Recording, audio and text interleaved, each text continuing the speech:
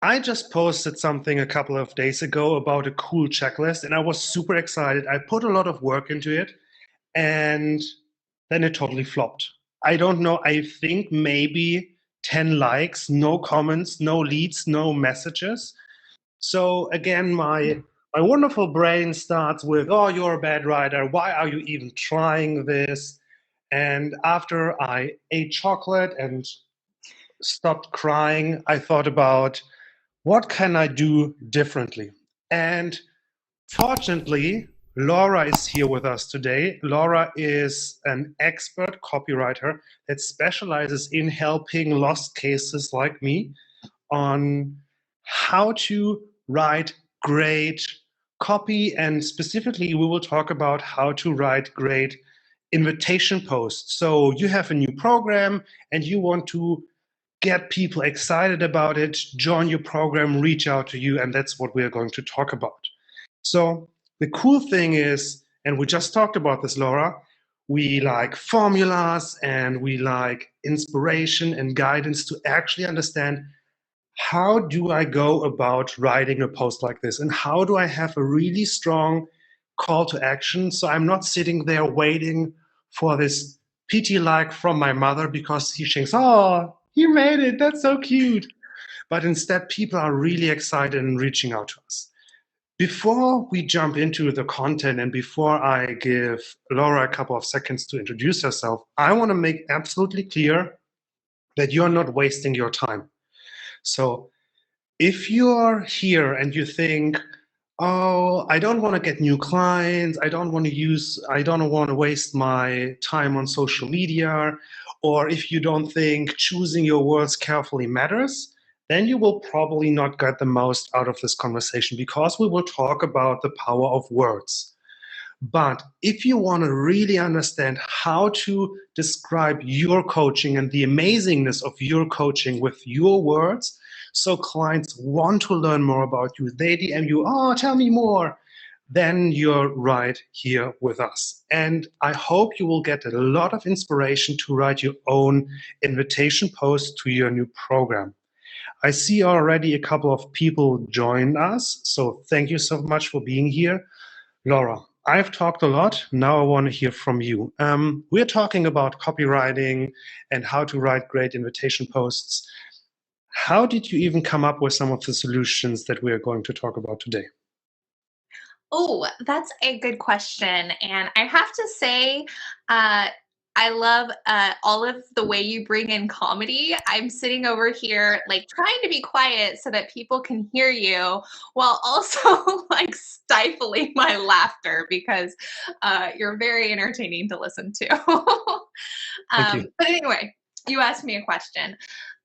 So I actually started out as a copywriter at a digital marketing agency for coaches, authors, motivational speakers, and that was excellent. But I was, just kind of a cog in a big marketing engine for these, 7 and 8 figure coaching, coaching businesses. And I really felt like I could do a lot more, have a lot bigger impact getting other people's, getting this message to other people, like how to actually write your copy in a great way. So I went on my own and I developed my own copywriting practice. And I realized then in doing it for others that you can't outsource your authenticity.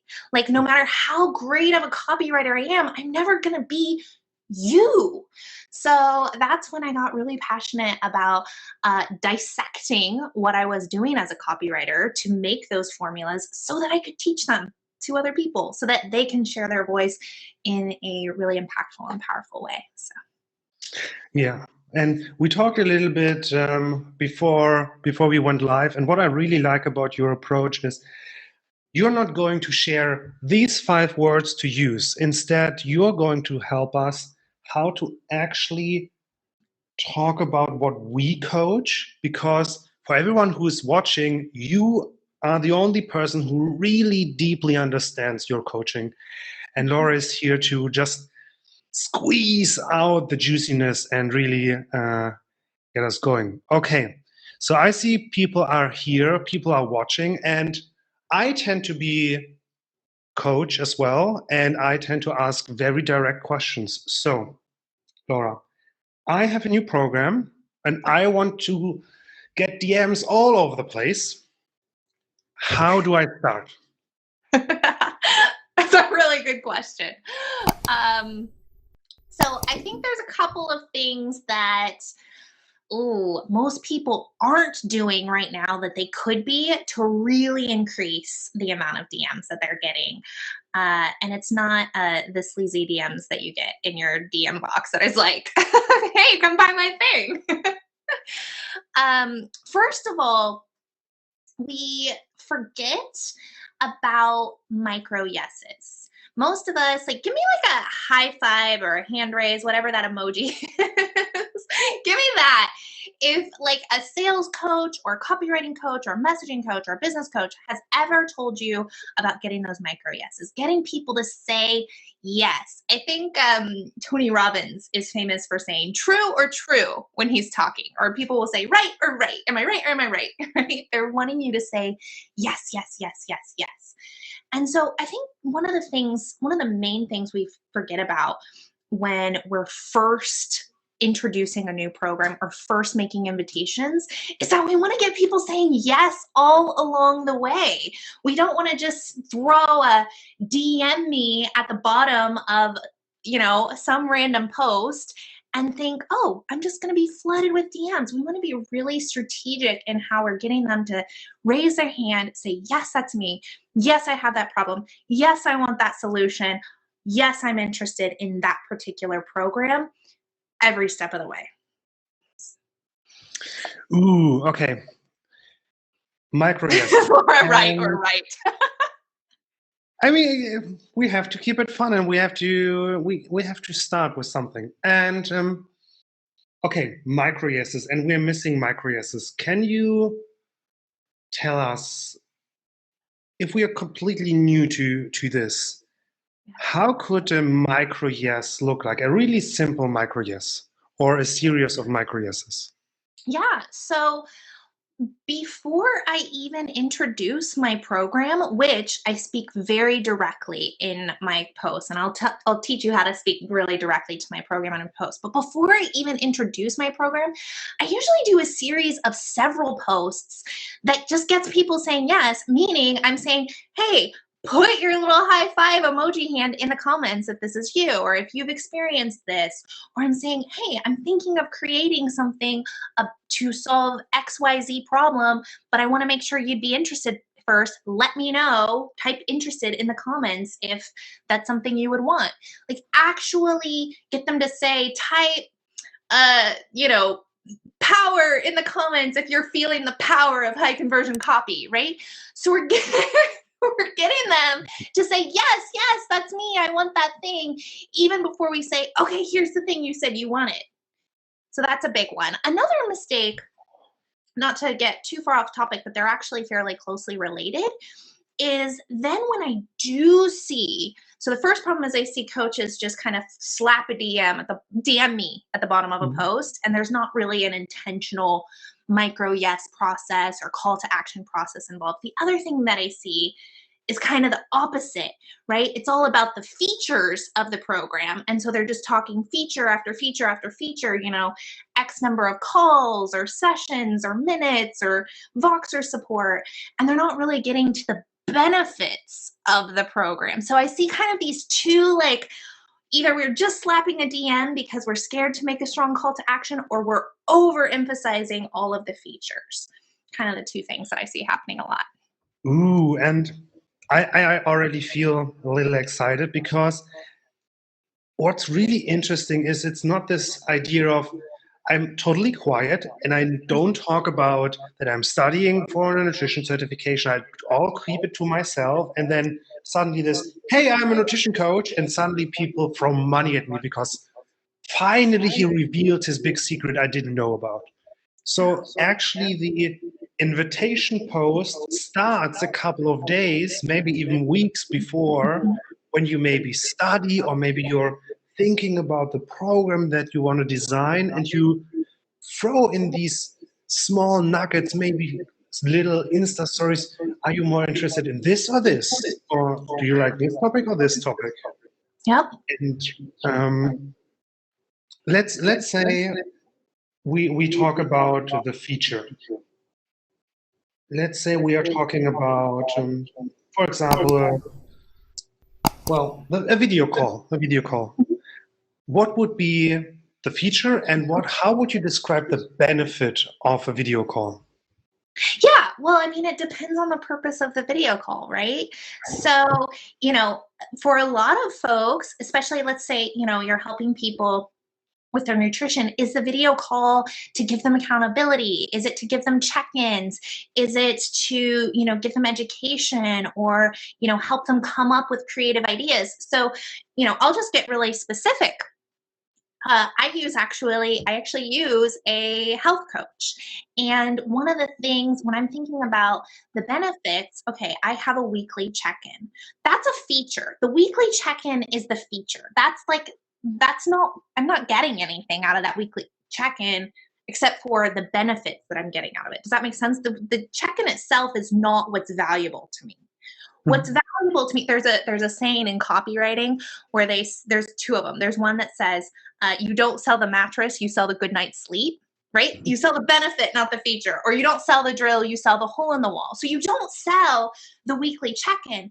What I get from my weekly check-in with my health coach is I get like the adjustments of, okay, this is how things went last week. This is how we're going to adjust this week. Oh, maybe we need to keep your macros the same or your calories the same, or maybe we need to change them. Or, oh, I see that you're, maybe struggling to like get all your protein in. Here's some other ways you can get more protein in. Or I'm looking for those week by week adjustments. And to me, that's the benefit, not the weekly check-in. I don't have to decide what is right or wrong because I don't even have enough knowledge to decide what is right or wrong. But there's somebody who, to some degree, takes the thinking away, the decision making, looks with all the experience at my progress and thinks, because of what I've seen with other clients, I'm doing this or I'm doing this with you. Yes. Exactly. So much more valuable to me than just checking in once a week. Just checking in once a week, I can do that on MyFitnessPal, but I can't get what I'm getting from my coach that way. Okay. Now let's move on and go a little bit deeper. So let's assume I'm a completely new coach. I want to share maybe my first program, and I don't really know what to say or where to start and how to talk about my program so it's actually valuable for the people that I want to work with. What are some of the first steps I can do so I'm not looking at this white page with this cursor blinking? Instead, how can I start this process? Yeah, totally. Okay. Well, one of the most important things is that you're hooking people in, and we're going to talk about hooks when I teach you a formula, but you're hooking people in with either my favorite two kind of hooks. There's actually lots of different kinds of hooks, but stick with me on these two and you'll be fine. Either their pain point, their problem, that thing that's really bothering them, or that desire, that thing that they really want. We've got to remember that business is problem solving. We've got to remember that they have this problem and they want it solved. And so if we're hooking them in with that and speaking to that from the beginning, we're not just saying, oh, hey, everybody, now I'm a nutrition coach and and because it's what I wanted to do and it has better hours and better flexibility and I'm going to help people. They're really kind of self-focused. They're not interested in you. They're interested in, can you solve my problem? So by speaking to that problem or that desire right from the get-go, that's first and foremost how we're really going to grab their attention and let them know what's immediately in it for them.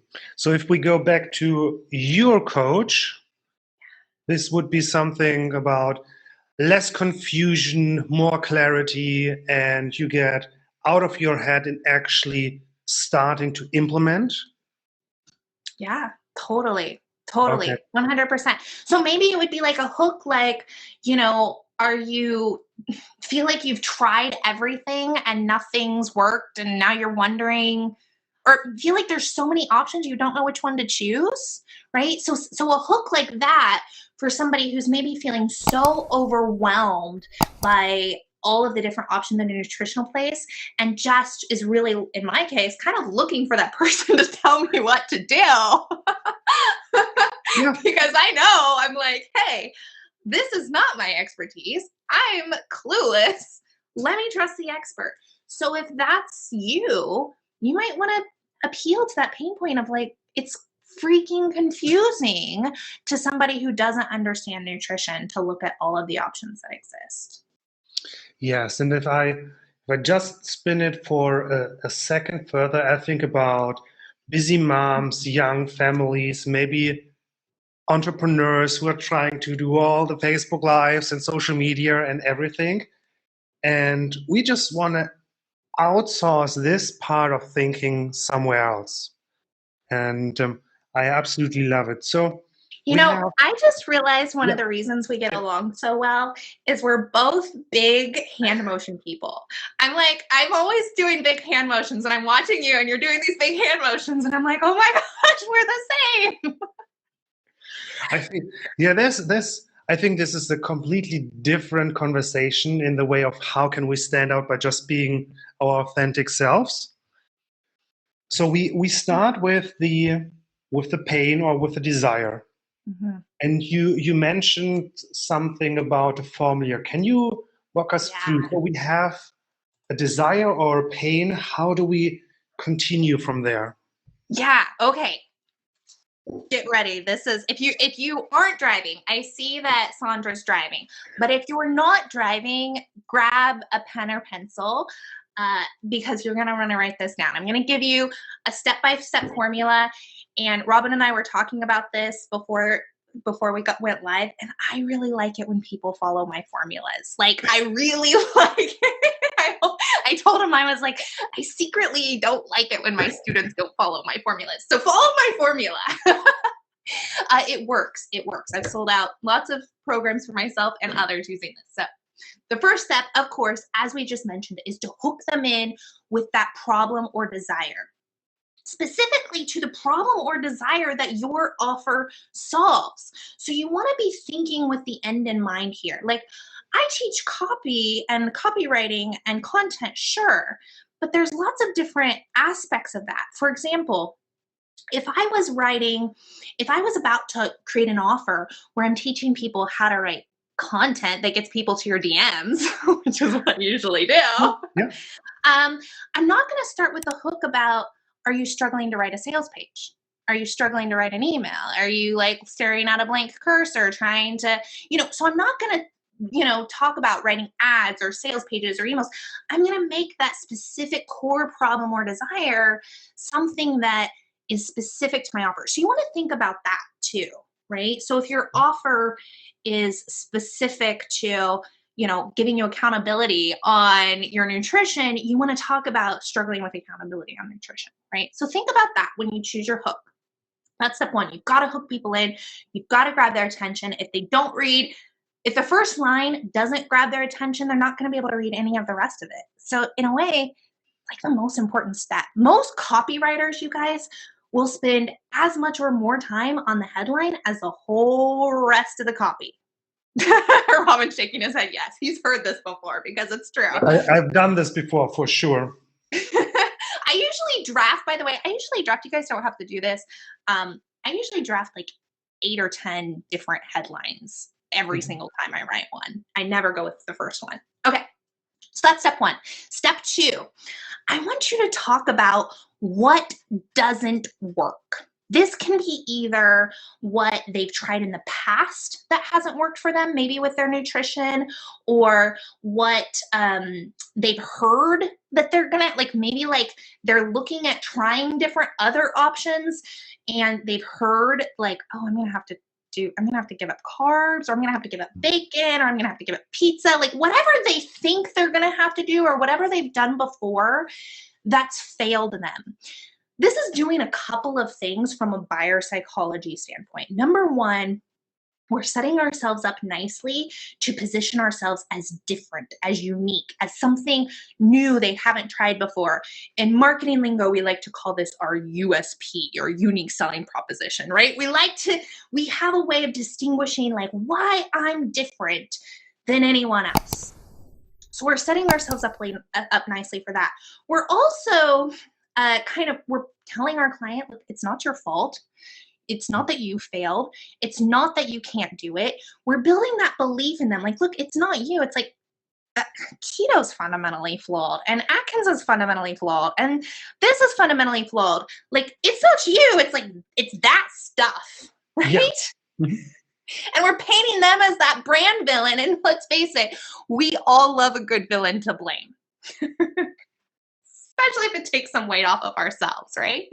So that's a win-win for everyone. So that's step 2. So step 1, you're going to hook them in. Step 2, you're going to say, look, I know you've tried plant-based. I know you've tried keto. I know you've tried this or whatever. I know you don't want to give up pizza or bacon. I know, right? Whatever it is that doesn't work. Then you're going to do what I call the perspective shift. Perspective shift. Okay. I write for a living, not speak. No. What does work is step 3. So you're just like, look, I know you're confused about all the options out there. I know you tried this. I know you tried that. I know you tried this. The problem with all of those is that, they didn't give you enough freedom and flexibility. I'm just totally making this up, you guys. I don't know if this is true. But the problem with this, they didn't give you enough freedom and flexibility. What you need is the ability to eat whatever you want as long as it fits your macros. I don't know if this is true. You guys are the nutritional experts, not me. I'm just giving you an example, right? So you're telling them what does work instead, right? The reason you couldn't stick to those things is they were too restrictive. You need something that gives you more freedom and flexibility. If you just had that, you could succeed and get your goal. So you're telling them the perspective shift of what does work. Now I'm on board. And now I'm like, yeah, those things didn't work. Those things don't work. But Robin, I know this isn't what you do, Robin. I'm making it up. But Robin, he's the one who can help me have the freedom I need to stick to it, right? So his way is the way that works. His unique system works, right? So step 3 is what does work. Step 4, and this is the part where people really miss, is you got to tell them about your process and how it works to get them. You got to tell them how your offer is a bridge from the problem to the solution, from the point A to the point B. And I want you guys to speak about your offer by name, right? So I want you to say, in my eat whatever the heck you want macros program, you're going to get this benefit and this benefit. You're going to be able to eat your favorite food. You're going to be able to stick to it because you get what you love. You're going to be able to see steady progress that's, maintainable, whatever. All of the benefits that come from your process or your system or your way, your vehicle of change, if you will, your bridge. But you're doing it in a way that, how am I wanting to say this? You're doing it in a way that's letting them know the exact name of your program and how your program works. I write every single invitation post with a goal that somebody's going to send me a DM and say, I am interested in XYZ, or I want to learn more about XYZ. I want them to come into my DMs already knowing exactly what they're asking about, not having some vague understanding that you have some kind of an offer, but they don't know exactly what it is. I want them to know exactly what it is. Okay. So that's step 4. Step 5, give me a strong, this is the benefit. This is the main benefit, the main result, the main outcome that you can finally feel really good in your body and become Instagram famous, right? Like that, right? Whatever your person's goal is. Maybe they want to be TikTok famous. Maybe they want to, whatever. You can finally do it. You can become TikTok famous and have a great butt. But you've got to do it this way. Last but not least, give me a call to action, really crystal clear with a sense of urgency. So when I'm saying a call to action really clear, DM me, I'm interested in learning about XYZ program today. There's only 3 spots left, right? So I'm giving you a really direct, crisp, clear call to action with a sense of urgency so you know exactly what to do. And that's it. That's my formula. Oh, I love it so much for so many different reasons. First, you're doing this thing where you just allow your thoughts to come up and you just let them flow, and you have 5, 10, 15 different versions of what to say. And I really needed this for a long time because I thought the first sentence has to be the sentence. And I started the sentence and I deleted it, and I started the sentence and deleted it, and again.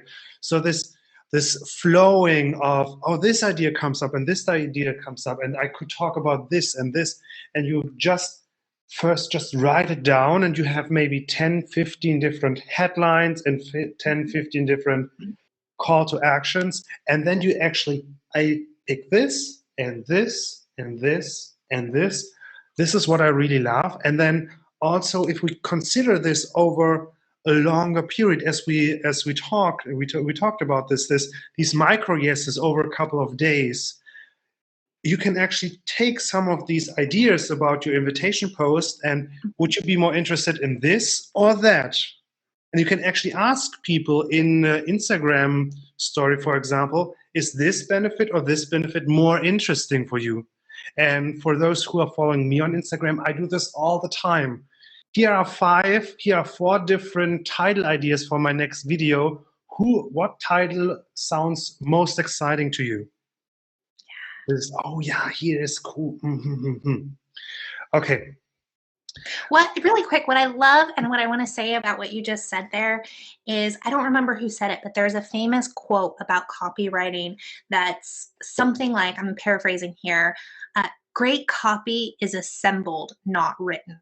Yeah. And I want you to write that down. Like, somebody put that in the comments for me. Great copy is assembled, not written. And I want you to start thinking about copy that way, because I think a lot of us have like writing trauma from grammar class, right? Where maybe we weren't the best writers or whatever. Or you know, we didn't get the best grades on our papers, or maybe it was really hard for us or whatever. And so if you stop thinking about it of, oh, I have to write this amazing piece, and start thinking about it, okay, I need a hook. Okay, I need a strong call to action, and start assembling the pieces you need, then all of a sudden it's not like, oh, I gotta write this big thing. It's like, okay, I'm gonna put the pieces I know I need together. So I love that you said that about that. And what I really like about your approach is, by having this step-by-step formula, at least in my head, I can switch the focus from, I'm now thinking only about desires. Now I'm thinking only about all the things that haven't worked. Then I switch again to talking about the shift. So I'm not sitting there trying to write something from the beginning to the end, but instead I'm switching the perspective and also the filter. All my thoughts are suddenly, oh, I'm thinking about this and all the things that happen for my clients in this area. Yeah. Ooh. Okay. We talked about the most important part of copy, and that's the headline. And I know you have a little gift for us, because, and I certainly know this all the time because I'm on YouTube all the time. If the title or the thumbnail isn't interesting, I'm not clicking on it. So you have a free gift for us. Can you tell us a little bit more about that? Yeah, absolutely. I'll take that shameless plug. No, but it's really a gift for you because you're right. If, like I said before, it's the most important, the hook, the headline, that's the most important part because if that doesn't grab their attention, to your point, they're not going to click and watch your video. They're not going to read the rest of your post. They're not going to watch your live or listen to your podcast. So that is the most important part. It's the part we spend a lot of time on. So I created a list of 283 headline templates. Oh, you're on top of it. Thank you. It's in the link. The link is in the comments. You guys, I created this out of necessity. When I was a copywriter, again, I told you I write like 8 or 10 or more headlines for everything I do. If I was just like coming up with that off the top of my head, it would have taken me forever to write any copy. And copywriters can't take forever to write a single piece of copy. So like over time, I would just start, oh, that's a good headline. I'm going to stick it in my document. Oh, that's a good one. I'm going to stick it in my document. And it really became like my working tool that I use to make it easier on me. And so now I'm sharing it with you. So with that said, I do want to say these are not like Laura came up with out of nowhere headline templates. These are, and that's a good thing, right? They're actually like tried and true. Magazines use them, BuzzFeed uses them, lots of people use them because they're known to grab that attention and pull people in. As long as you're filling the blanks in with those pains and desires like we talked about. Yeah, I have this book, this Copywriting Handbook, and there's already a huge list of different headlines. And I'm often go for this, oh, this fits, and this fits, and this fits. But your list is so much more comprehensive and so much easier to use, especially since it's digital and I don't have to carry this book around. So for everyone who is watching this, and I already see a couple of likes and loves for this headline package, absolutely check out Laura. And I want to end not only with another shameless plug of following you on Facebook and Instagram, but I want to end this on a little bit of additional free value for everyone who is still with us. And I'm curious, where I have the question here. No,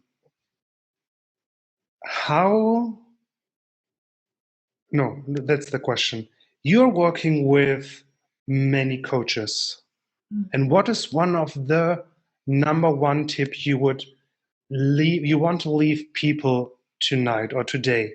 So what is your copywriting number one tip for new coaches to get the word out about their new program, how to write about the program? If they miss anything or everything, if they miss everything, what's the one tip? Ooh, can I do 2? You can, of course. Okay, the first one's really quick. People buy on emotion. You've got to speak more to the emotion. I know on social media, we love to give all the how-tos. We love to tell them why they need to drink water. We love to tell them why vitamin B is important. You've got to speak to their emotion. That's number 1. Number 2, this is why I had to do 2. It's kind of tied together, but you've got to remember why you're writing this, why you're creating this, why you're getting your message out there. Because if all you're doing is laser focused on, I've got to write this copy, I've got to write this social post, I've got to write this email, you're missing that piece that comes through when you remember that this is your chance to have a bigger impact, that this is your chance to have somebody see your message, that it doesn't matter if it sucks the first few times, because that's what it takes to have that person who needs your nutritional coaching to ever get to see you. So when you can kind of let go of it having to be perfect or having to do it for the sale or the engagement or whatever, and kind of get connected to the like, actually people really freaking need this, your copy is going to instantly be 100% better. Ooh. I love this so much. It's about the intention. You're sitting in front of the computer because you actually want, surprise, surprise, help people. Yeah. And you have a lot of amazing value to share, and you want to get this into the hand of people. And if you focus on that, then you're not starting to talk about all the boring stuff or just money, money, money, or get people as quickly in as possible. But instead, you will actually focus on what is best for them, and then speak to it. Exactly. Ooh, I absolutely love it. Laura, thank you so much. Thank you so much for being here. For everyone who's watching the video live or maybe the recording, all the links are in the comments or in the video description. Thank you so much for being here. Thank you so much for having me. This was so fun. And for everyone who's still watching, thank you so much for all the love and all the engagement. And yeah, I'm going to see everyone really, really soon. And have a great day, everyone. Bye.